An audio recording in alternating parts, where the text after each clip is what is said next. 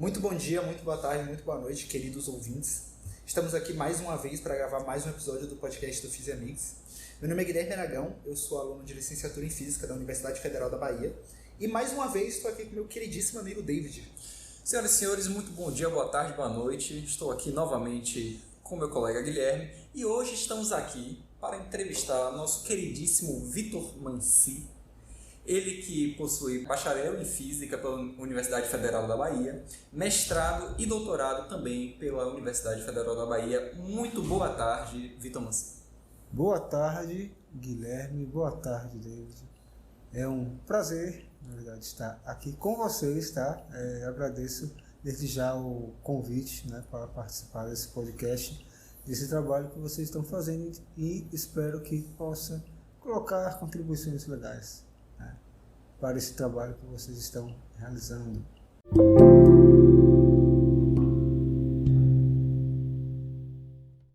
Perfeito, muito obrigado, professor, por ter comparecido. É um prazer da gente poder entrevistar o senhor. E a gente queria começar com uma pergunta um pouco comum a todos nós que fazemos física, que, acho que falando da forma mais simples possível, como é que você escolhe fazer física? Porque hoje em dia, principalmente num período em que a ciência está passando por uma questão conturbada de valorização, principalmente por causa do surgimento de pseudociências, tem toda a questão da precarização de educação e tudo mais. Como é que as pessoas escolhem fazer física? Como é que o senhor escolheu fazer física no período que Bom, estamos? Vamos lá, eu vou ficar um pouco sensibilizado ao falar disso, porque eu tenho 19 anos que eu tomei essa decisão, quase 20 anos que eu tomei essa decisão, tá? Isso é um pouco impactante para mim hoje, fazer esse cálculo de cabeça e chegar a esse número. Bom, quando eu decidi fazer física, na verdade, foi algo que estava em curso, né? Assim, porque eu conhecia a física no ensino médio, né? E desde que eu tive contato com a física, eu decidi, assim, comigo mesmo, que eu iria seguir alguma coisa relacionada a ela. Não necessariamente física, fazer curso de física, mas uma engenharia, por exemplo, né? Então, ao longo do meu ensino médio, eu fui me aproximando mais de física. Não por ter desempenho bom. Eu não tive bom desempenho de física. Meu desempenho foi mediano para baixo, tá? Eu tenho um 0, inclusive, na minha história de física, tá? Eu posso falar isso em outro momento, mas isso é bem interessante. Eu, por exemplo, também não fui bem nas Olimpíadas de Física, eu perdi na primeira fase, tá?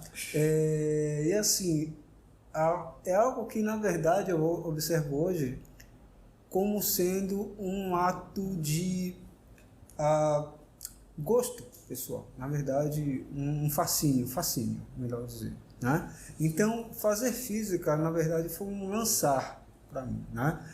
Em função do que eu acreditava, do que era aquela ciência, né? Então, eu tive um professor, né, hoje colega, que me inspirou bastante, o professor Dilton Carapiá, ele é professor do IFBA de Santo Amaro, né? E ele foi professor de um curso preparatório, né, de um IFBA, na época Cefet, e ele foi uma das pessoas que me apresentaram, falaram sobre o curso de física, então tinha várias dúvidas e tal, e foi um dos caras com os quais eu me inspirei para me jogar na física. Foi praticamente um lançamento, né? Eu me joguei, não sei o que vai dar, e no máximo eu não vou ficar sem emprego, sendo professor de física. De fato, tá? ok. Ótimo então ponto. Foi uma coisa que deu pelo menos um paraquedas, pelo menos eu tinha garantido, né? A esse respeito, mas de lá para cá foi uma questão do lado pessoal desse investimento, de gosto e de fascínio, tá? Já que a gente está falando um pouco desse passado, aí eu queria perguntar então, como foi sua formação pré-acadêmica, antes de você entrar na faculdade? Você falou um pouquinho desse 0 aí, eu quero saber um pouco mais dele. Como é que era essa relação? Então, eu estudei boa parte da minha vida, a maior parte da minha vida na escola privada, no nível fundamental, né, a etapa fundamental, melhor dizendo, né? Na escola lá em Brotas, onde eu morei boa parte da minha infância e adolescência. E foi a escola Monte Carmelo, colégio, né, que me deu uma boa base para que eu me lançasse ao vestibular do IFBA, na época Cefet, né? Então eu tive uma aprovação, né? Eu consegui, foi uma grande conquista, né? Ainda hoje, para mim, entrar no Cefet foi um divisor de águas, por conta do que é a instituição, do que é o IFBA, a atmosfera que o IFBA tem, em nível de professores, em nível de estrutura, em nível de filosofia, de concepção, sabe, do que é educação pública, né? Então é algo extremamente enriquecedor, né, em vários aspectos. Então lá eu tive uma formação muito boa, mais uma vez que não se reflete no desempenho acadêmico, tá? Então minhas notas, enfim, eram notas mais ou menos, né, assim, médias para baixo, tá? Mas enfim, não médias para baixo não, porque senão eu teria perdido. Médias para cima, até um pouco para cima, tá? Mas sobretudo em química eu chorava assim, foi muito difícil, mas enfim, aprendi, eu acho que aprendi, né? Aprendeu o mínimo que precisava. Exato. A questão que eu falo é porque era desproporcional, eu estava muito, isso me dava muito mal, porque tinha um nervoso danado nas provas e enfim, essa é a questão principal. Então, matemática, eu sempre me dediquei muito aos estudos. Então, foi uma das coisas com as quais eu aprendi mais no Cefet. Aprender a estudar, né? Apesar de me dar mal diversas vezes, mas eu aprendi a estudar. Pelo menos isso. Então, isso foi uma coisa que eu carreguei e carrego, né? Do Cefet. Ainda chamo Cefet, que na época era Cefet. Tudo bem. Tá? Mas então é isso, eu quando estive lá no Cefet, na verdade foi uma transição bem dramática para mim, porque até o fundamental tinha bons rendimentos de nota, então era assim, mas eu aluno, caramba, ótimo, bom, excelente e tal. E quando eu entrei no Cefet, eu vi assim, caramba, rapaz, eu não sou tão fera assim quanto eu pensava, né? E minhas notas caíram, né? Enfim, fui para recuperação várias vezes, assim, e enfim, né, foi uma aprendizagem árdua, né, um processo árduo, mas assim, muito enriquecedor, e que me deu bagagem, né, assim, em termos de conhecimentos mesmo, não só na parte de ciências exatas, mas especialmente nas ciências humanas, né, então eu sou muito entusiasta, eu devo muito do que eu tenho como pensamento crítico, né, para poder tomar as decisões, sabe, pensar em projetos de país, né, como físico, como cientista, como professor, eu devo isso às ciências humanas, sociologia, filosofia, história, né, geografia, que me deu base realmente para poder ter senso crítico, né.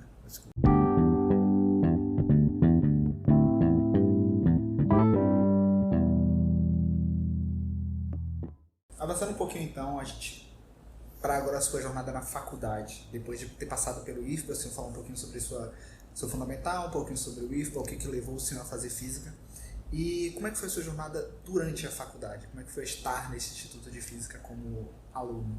Durante a faculdade, foi algo... Teve duas etapas, né? Antes, no ciclo fundamental e depois, né, do ciclo fundamental, das físicas básicas e depois das físicas básicas, né? Durante o ciclo inicial, assim, eu percebi que eu estava aprendendo a estudar, porque, na verdade, física, né? Porque o que acontece? Você fazer física exige um nível de dedicação expressivo. Isso eu tinha já no IFBA, né? Mas assim, na faculdade, embora você faça menos disciplinas, mas o volume que você tem de processar de informação é maior, mais complexo, não é? E assim, por muito tempo eu era tomado muito por uma ansiedade. Então essa questão emocional balançava muito para mim, né? Então foi momentos que eu estava mais me reencontrando. Do ponto de vista técnico, era a mesma forma assim, de aprender. Então, como eu falei, no IFBA, no Cefet, eu estudava muito, eu aprendi a estudar, né? Mas na faculdade, essa questão de estar num novo nível, né? Assim, de rebuscamento, de teorização, foi algo que me custou muito emocionalmente, né? Para me adaptar. Isso eu consegui me consolidar mais no 5º semestre, no 6º, né? Porque o grau de cobrança daquele instituto sempre foi elevado, né? E eu tinha essa questão de ansiedade muito forte. Então, o que me ajudou a me orientar, na verdade, a me manter assim no instituto, para seguir a área, foi minha iniciação científica, o trabalho de laboratório, né? Porque eu decidi, desde que eu me lancei em iniciação científica, eu queria fazer física experimental, né? Mas então, depois desse tempo, desse ciclo inicial de disciplinas, na verdade, eu consegui me estabilizar, né? Em nível realmente de operacionalizar, como é que eu posso dizer, de organizar o pensamento e não ficar tão desgastado, né? Como eu ficava mais no início, né? E isso são questões de estratégias que a gente só aprende aqui. Na verdade, só fazendo aqui como as disciplinas elas são bastante carregadas, né? Fenomenologicamente falando, matematicamente falando, abordagem de problemas dos mais diversos tipos, né? Então isso é uma coisa que não veio de imediato, foi a muito custo, né? Mas eu acho que vale muito a pena até hoje. A troco de curiosidade, o senhor tinha alguma disciplina que o senhor acabou cursando que gostou muito, aquela disciplina que é a nossa disciplina favorita, aquela disciplina que brilhou os olhos, sabe? Sim. Brilhar os olhos de choro, talvez. Pode ser, talvez. A gente aceita. Brilhar de choro. Então, brilhar de choro tiveram algumas, tá certo? Mas assim, posso destacar, então, por exemplo, mecânica clássica, né? Mecânica clássica, ela foi a primeira disciplina no qual eu encarei isso com choque, sabe? Do que era o rebuscamento, que era a dificuldade do curso de física, né? Porque até o ciclo básico é bem comum, das disciplinas de engenharia, você faz com outros colegas de matemática, de química, né?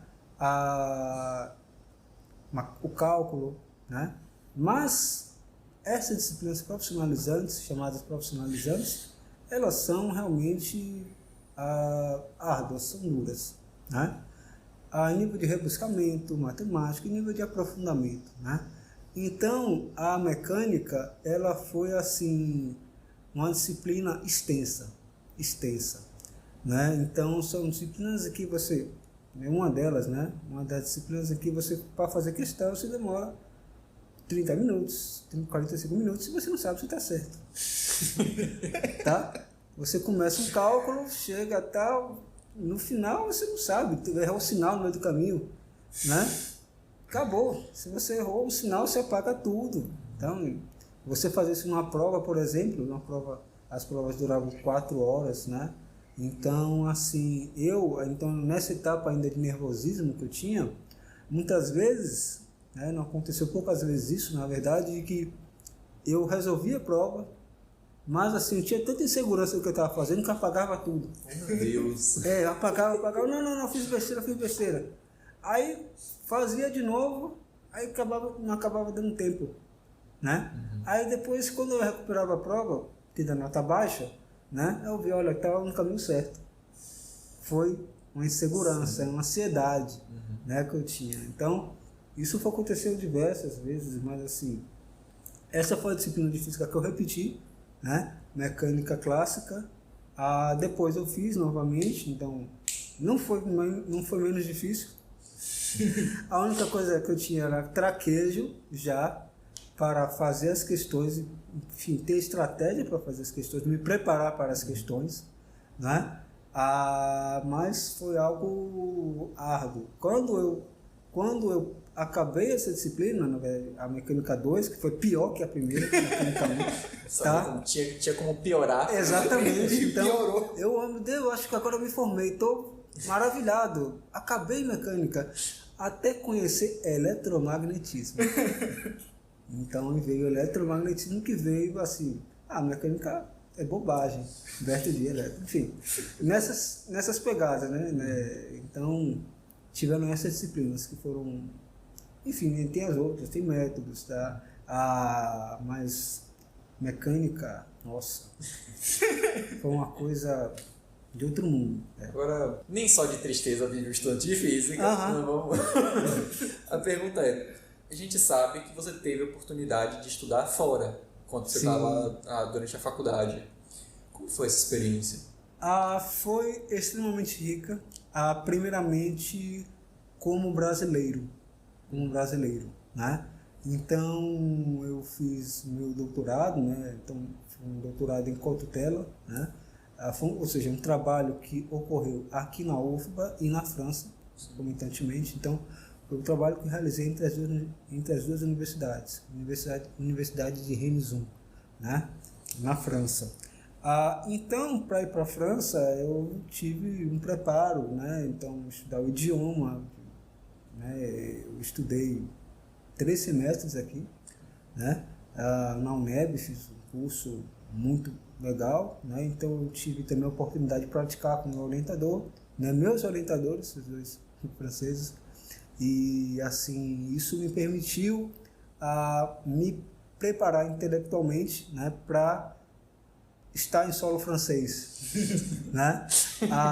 Então assim eu quando cheguei lá eu na verdade comecei a conversar, então isso foi uma coisa muito bacana para mim, porque eu entendia o que as pessoas me diziam e as pessoas entendiam o que eu falava. Então, nisso, na verdade, em um outro mundo, em outro país, né?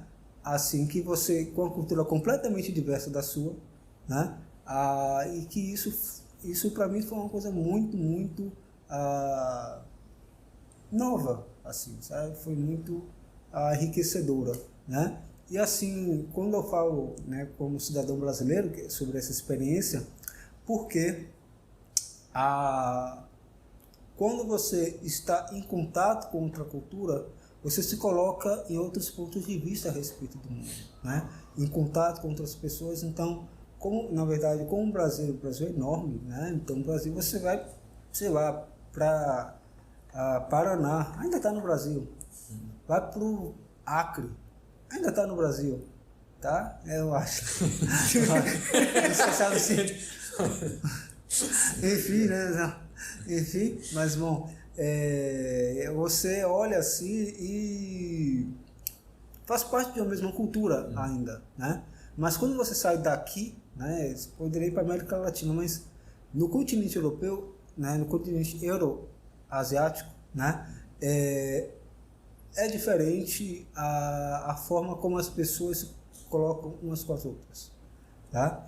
E isso faz com que, no meu caso, eu aprendi a valorizar muito mais o Brasil.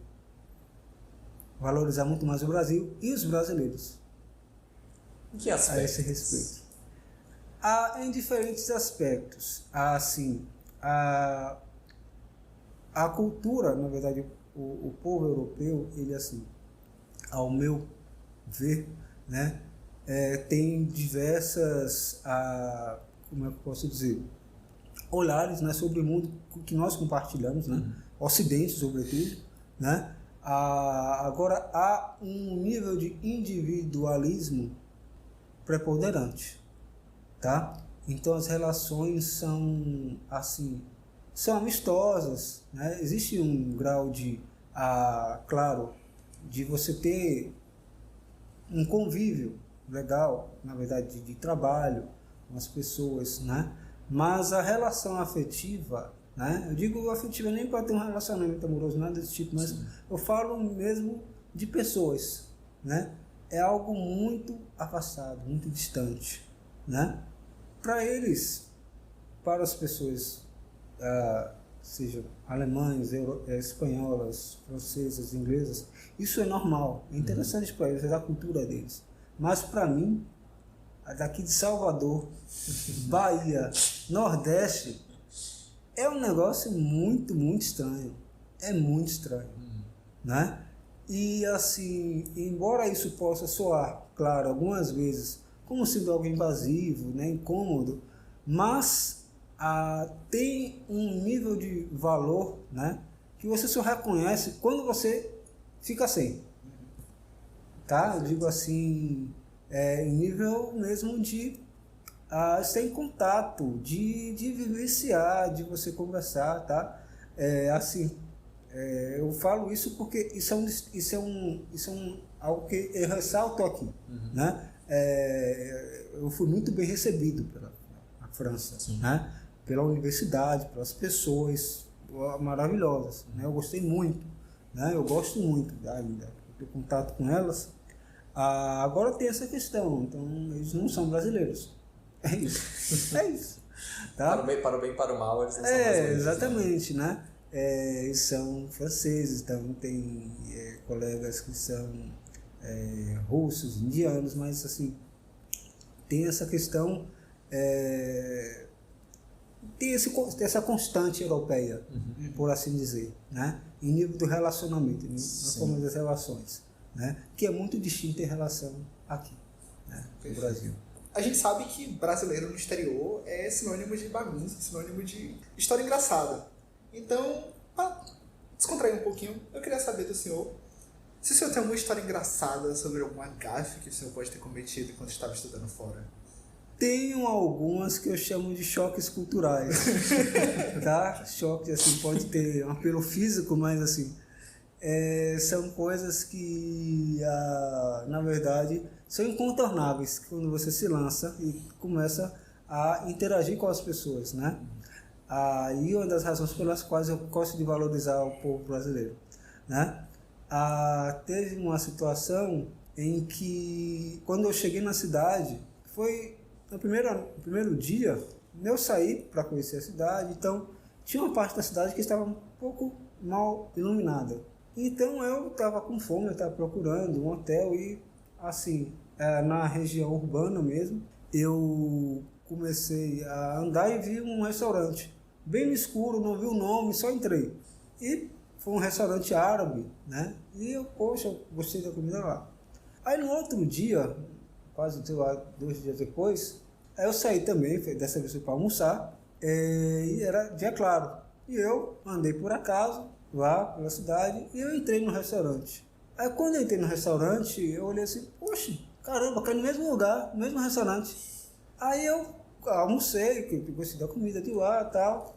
E eu, quando eu fui no caixa, né, para pagar, eu falei com a moça, né, a moça lá do caixa, e eu reportei essa situação para ela. Poxa, eu cheguei aqui no primeiro dia, estava tudo escuro e encontrei, né, esse restaurante, e agora vim de novo, e de manhã, e encontrei o mesmo restaurante com toda empolgação, né? Ela chegou assim, olhou para mim, sim, e daí? Ai, meu Deus. Caramba, nada, ok. Não teve nada. Nada, eu fui embora. Só fui embora. Sabe? Pagou a conta, assim, aqui o troco. Não quero saber, não pode ficar. Eu fui embora, assim. É uma frieza, um olhar assim, cara. Por que você está me contando isso? O que isso vai mudar em minha vida? Sabe? Enfim, né? Essa foi uma situação, né?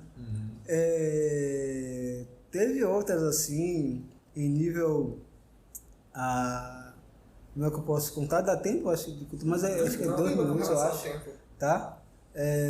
Foi quando eu costumava almoçar com um grupo do Instituto de Física, né? De Rennes, e é um grupo de diferentes locais, assim, diferentes grupos de pesquisa. E tinha o pessoal da oficina mecânica. E num dia, indo para o restaurante universitário, tinha um técnico, né, que ele estava andando com dificuldade, ele estava com um sapato especial, né, e assim ele começou a comentar e falar comigo que também, né, que ele tinha sofrido um acidente, né, em churrasco e tinha caído água quente no pé dele, aí tinha provocado uma queimadura danada. E ele estava andando com muita dificuldade, estava com dor, e ele estava conversando comigo a esse respeito, né? Isso talvez foi uma sexta-feira, né? Conversei com ele e tal, estava se queixando bastante de dor, né? Então isso foi sexta. Então foi na segunda, Aí foi na hora do almoço, então a galera se reuniu, na verdade se encontrou no meio do caminho, para esse restaurante universitário. No meio do caminho eu encontrei, né? Ele andava um pouco melhor, mais solto, né? Aí eu cheguei e perguntei, e aí, como é que está seu pé? Ele olhou para mim, não, nós não falamos mais sobre isso. Oxi. Eu olhei assim, tá bom, ele tá bom. Eu olhei assim, cara, eu fiquei assim a tarde toda perguntando o que eu fiz de errado. O que eu fiz de errado? Você se preocupou demais. Eu acho que sim, talvez. Eu perguntei assim, eu recapitulei o idioma, se eu estava falando alguma coisa errada. Mas o trecho foi tão simples, né? Como é que está seu pé? Não, nós não falamos mais sobre isso. Meu Deus. Caramba, nossa, assim, algo que aqui você entende, né? Uhum. Aqui é Aqui simplesmente... é normal, é até educado.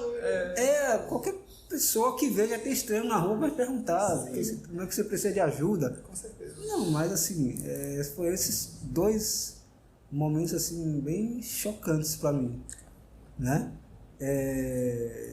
Embora teve outras gafes assim, mas foi na persistência mesmo de baianidade, né?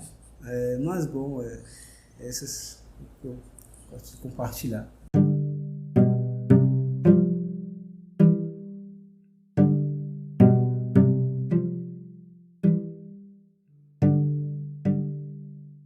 Vamos seguir agora aqui para as considerações finais. O que você diria para você mesmo quando você começou a estudar física? Um conselho, uma dica? Então, eu, na verdade, quanto a esse conselho, eu falaria sobre o seguinte, invista em si próprio. Invista em si próprio, sem pena. Tá? Então, aproveite toda a oportunidade que você tiver para se melhorar, eu falo do ponto de vista pessoal, né? Para nível de qualificação, de idioma, de participar de eventos com os quais você amplie a sua percepção crítica, possa ampliar a sua percepção crítica, porque isso não é algo passivo, né? Isso é algo que exige de nós uma atitude. Então essa é a minha fala, assim, não perca a oportunidade de investir em si próprio. Perfeito. Né? Em física, sobretudo. E acho que seguindo nesse mesmo caminho, a gente de dar conselhos, a gente tem esse estigma de que físico tem que ser um gênio, tem que ser uma pessoa muito esforçada. Como o senhor mesmo contou aqui, o físico é uma pessoa normal, ele tem problemas na graduação, problemas na escola, não é porque você é um físico que você sempre tirou 10 em tudo. Então, após esse pequeno período de diálogo, na sua opinião, na sua visão, é preciso ser um gênio para fazer física? Não, eu discordo plenamente, porque há um teor subjacente de nocividade ao se dizer isso, porque, na verdade, reforça um caráter elitista. Elitista no sentido realmente de você excluir pessoas, né? Excluir gente para seguir na área, né? Quando, na verdade, a área de física ela carece de mais pessoas que gostem, né? Que trabalhem porque gostam, né? Então, você, na verdade, restringir, né? Do ponto de vista da carreira, né? A física a pessoas especiais, praticamente, que é isso que você está dizendo, né? É você, na verdade, sabotar a própria ciência. Na verdade, quando eu falo ciência, enquanto grupo de pessoas, o trabalho de grupo de pessoas, né? Porque isso, na verdade, esse discurso de gênio, na verdade, um gênio, é só para você favorecer privilégios, favorecer pessoas que estejam em condições de privilégio, né? E você, na verdade, ali você elimina automaticamente quaisquer outras pessoas que queiram, na verdade, ingressar e, como não estão no espaço do privilégio, ficam de lado, ficam excluídas, né? Então, eu sou realmente contra, né? Mais do que contra, eu sou alguém que sou quase militante, né? A esse respeito. Contra os gênios. Contra, justamente, né? Esse discurso. Os gênios eu admiro, eu olho, mas não menos àquelas pessoas que se dedicam, né? E que cumprem, na verdade, se dedicam a cumprir o que precisa. Queria agradecer a sua participação, Vitor. Queria agradecer a participação mais uma vez do meu caríssimo Guilherme por estar comigo aqui nessa apresentação, nesse podcast. Nós vamos dar uma pausinha aqui. Qualquer coisa que foi dita aqui, a gente vai de bibliografia, de texto, a gente vai colocar na descrição do podcast. E muito obrigado, Vitor Manci, pela sua participação. Ok, eu agradeço mais uma vez, né? E que vocês façam uma boa continuação, tá? Esse trabalho, certo? Um abraço.